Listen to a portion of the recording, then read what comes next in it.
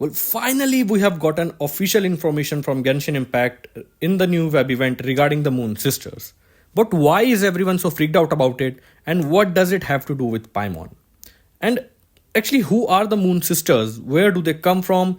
And what do they signify? And why are they so important to Genshin Impact's future? Well, to answer all of these questions, we will have to go to the beginning of it all before everything existed. So take your popcorns and tie up your seatbelts as we are gonna take a dive into the Genshin Impact's lore, which is so damn deep and amazing. So in the beginning, there was nothing. This universe was just like a closed shell. Then someone from another world came to this world. He got known by many names, but more importantly, they were the Primordial One, Phanes, or the First Descender. Phanes is the one who created Tevyat from the shell that the universe actually was. While doing so, the Primordial One created 7 important entities, namely the 3 Moon Sisters and 4 Shades. The 4 Shades hold dominion over time, life, death, and space or void.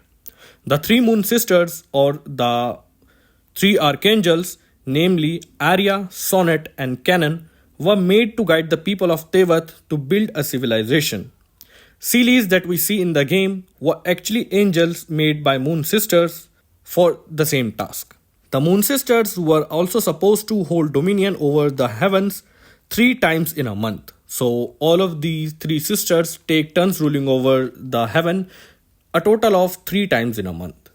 But after a great calamity, the 3 sisters turned on each other, resulting in the death of 2 sisters, while the other either losing their power or just becoming a shell, and is the one moon that we see in the night in Tevyat.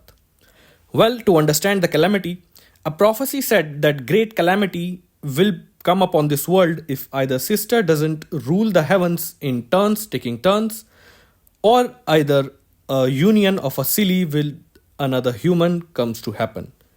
And that is what exactly happened. One of the silly fell in love with the traveler and got married. And exactly 30 days later, a catastrophe befell the world, also destroying the silly and her lover. The Moon Sisters, while mourning over the silly and the destruction, had a difference of thoughts and turned on each other, resulting in the death of 2 sisters, while one just being like a dead body illuminating the night sky of Tevyat. And after that, the sillies in the earth that was supposed to help the travelers to guide lost their authorities and actually needed others to guide them back to their homes, just like we do in the game. But where does Paimon come into all of this? Well, there are many theories going about these information and what's the future of Genshin, but the most important one of these two are, the first one is that Paimon is actually the fragment of the Primordial One. And the second one says that Paimon is actually the stellar moon, or one of the Moon Sisters which will grow up to become the stellar moon. Well, let's go through the first theory first, which says that Paimon is actually a fragment of the Primordial One.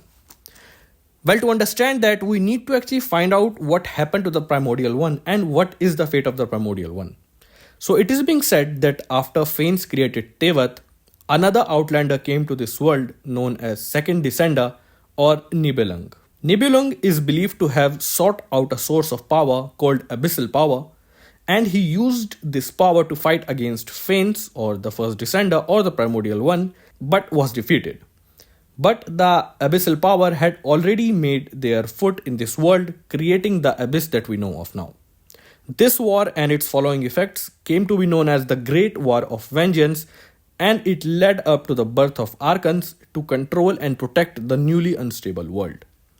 The Phanes was also heavily injured, and later his body was used to create the Gnosis that were given to the Archons to help stabilize this world.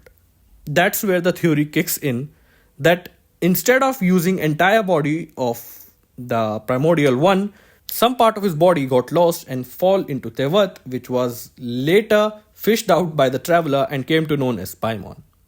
Well, while this theory is half true, this theory is not actually entirely correct.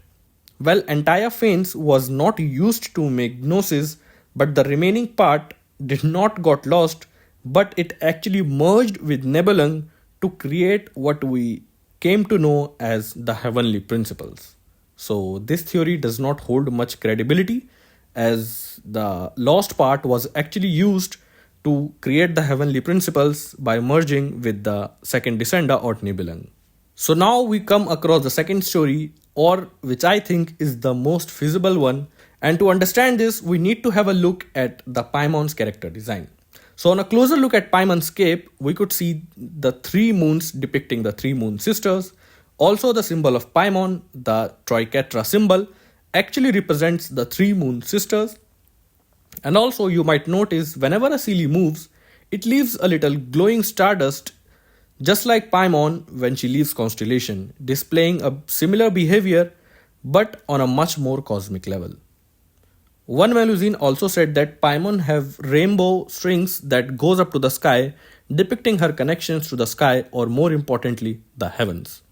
Therefore, this theory suggests that Paimon is actually a fragment of the moon sister we saw in the sky, and just like the Seelies are being helped by others to reach their home, and initially they used to guide travelers, Paimon is also helping the traveler reach to the heavens while also making her way to her rightful place unknowingly, as she does not seem to have any memories, and will become the new stellar Welkin Moon when she reaches heaven.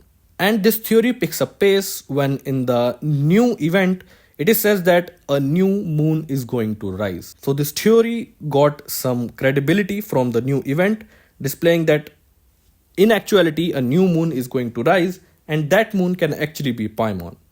And this theory also explains why even after being the greatest guide and knowing everything about the world, Paimon still didn't know anything about who the Archons are, as during her state of rule or during her state of memories as a guide or as a Seelie guiding humans, Paimon actually had no Archons present at that time, as the Great War of Vengeance actually happened after the destruction of the Moon Sisters. So these are the current theories that are going around and my take on them. Let me know in the comment what do you guys think about these and what are your own theories regarding this. And if you like what you saw, subscribe to the channel.